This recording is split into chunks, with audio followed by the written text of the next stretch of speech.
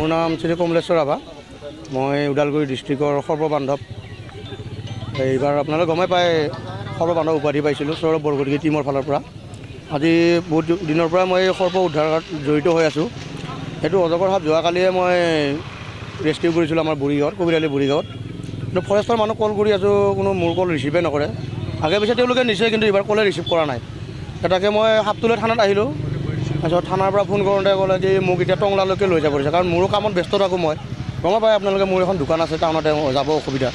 তাৰ মাজতে সময় উলিয়াই মই এইবিলাক কাম কৰি থাকোঁ, প্ৰকৃতিক ভাল পাওঁ কাৰণে। কিন্তু তেওঁলোকে এতিয়া মোৰ ফোন ৰিচিভ নকৰে। মই এতিয়া মই নিজে এতিয়া টংলালৈকে লৈ যাম, এতিয়া যাই কিনে ফৰেষ্টৰ অফিচত দিম। জিলা আৰক্ষী বিষয়া এতিয়া ফোন মাৰি আছোঁ, DFO ছাৰক ফোন মাৰিছিলোঁ আপোনালোকৰ আগতে। তেওঁ হেল্ল' কৈ কিনে কাটিয়ে দিলে ফোনটো। ৰেচপন্দ নাই তাৰমানে। দায়িত্ব তেওঁলোকে থাকিব লাগে। আমি ধৰ ৰেস্কিউ কৰি দিওঁ, এইবিলাকতো মোৰ বেলেগ সাপ হ'ল হয়, ফেটি সাপ, হোলাবাৰী সাপ বুলি মই ইয়াতে এৰি দিলোঁ। জংঘলৰ আমাৰ জংঘল আছে, কোনো লতা জৈৱ বিচিত্ৰ উদ্যানত মই এৰি দিওঁ। কিন্তু এইটোতো ইয়াতে এইটো স্পেচিছ নম্বৰ 1 হয়, চিডিউল নম্বৰ 1ত পৰে।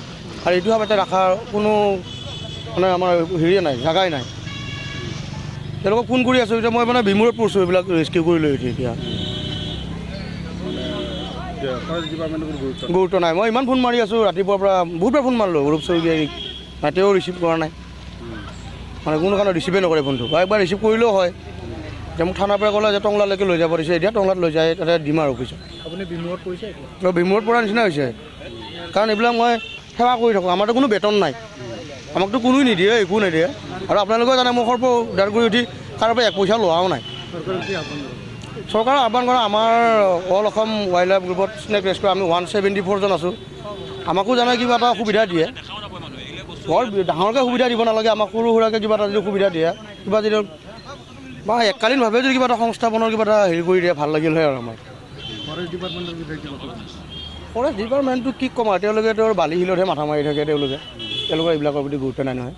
সৰু ডাম্পাৰ কেইখন গৈছে, আজি কেইখন বালি ট্ৰাক গ'ল, সেইবিলাকতে হিচাপত ব্যস্ত হৈ থাকে তেওঁলোকে। ইমান গুৰুত্ব নাই গুৰুত্ব। ক'ত আপোনালোকে দেখাই পালে ফোন কৰোঁতে, নাই গুৰুত্ব। কালিৰ পৰা লৈ ঘূৰি আছোঁ মই। মোৰ ঘৰৰ মুৰ্গী এটা খাব দিছোঁ, দেখাই পাইছে বস্তাটোত মুৰ্গী এটাও আছে। নাখায়, এতিয়া কি কৰিম মই? তেনেকৈ চাই থাকোঁতো নোৱাৰা, মৰিহে যাব এইবিলাক।